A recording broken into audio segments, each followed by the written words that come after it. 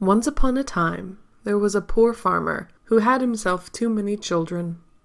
Though neither he nor his wife were renowned for their beauty nor their kindness, they had the good fortune to have an eldest daughter who was both beautiful and gentle. Though her hair was wild, her clothes rags, her feet shoeless, and her hands worn from many days and nights of hard labor on her father's barren land, the daughter turned the heads of all who saw her, and had so good a disposition as to brighten the day of all who spoke to her. One moonless night, the Lord of Beasts descended from a nearby mountain in a cloak of mist, and said to the farmer, "Give me your oldest daughter as a bride, and I shall make your lands as bountiful as the Garden of Eden, and so easy to tend that the lightest labor will yield you crops so great as to make you rich as kings. But know that there is one condition to my offer. Never must she look upon me, for no human has witnessed me and lived to tell the tale." Now, both the poor farmer and his wife had little in the way of love in their hearts, and so threw their daughter to the feet of the beast.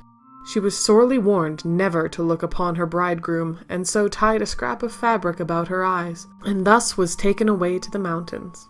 There, however, she found her husband, beast lord though he was, doted on her endlessly, and was a kind sort of creature who strove daily to be a good partner to her. In his palace she found herself truly happy, and though she never once laid eyes upon her husband, for always she bound her eyes so as not to displease him, she felt she knew him better than any creature in the world. Then one day, after many happy years living in her husband's palace, her brothers came to call, and collect her to visit her family. Her husband gave his blessing, but told her if ever she needed him, all she had to do was to speak his true name, and he would come to her. Once on her father's farm, her family, though now wealthy, for her husband had kept his word, found themselves displeased with her. More and more they demanded of her, for they still toiled, even if lightly, and she toiled not in her palace on the mountain. They plotted to see her wed to another, a lord, so that they too might gain the rank of nobility. She refused them with all her might, despite their violence and their cruelty, for she loved her beast lord sorely, and believed if ever she was taken from him, she would be stricken so ill she would die on the spot. At last her kindness ran dry, and she called upon her husband, who descended from the mountain once more in a cloak of mist. She told him all, and said unto him, "These people are cruel to me, dear husband, and though I once called them family, I do so no longer, for they would break my body and heart if it could advance them. Never would I see their lands again, would it all be razed to the ground." And, despairing at her grief, her ever-faithful husband saw to her wish, and the lands he had made as fertile as the Garden of Eden burned like the pits of hell in his wake.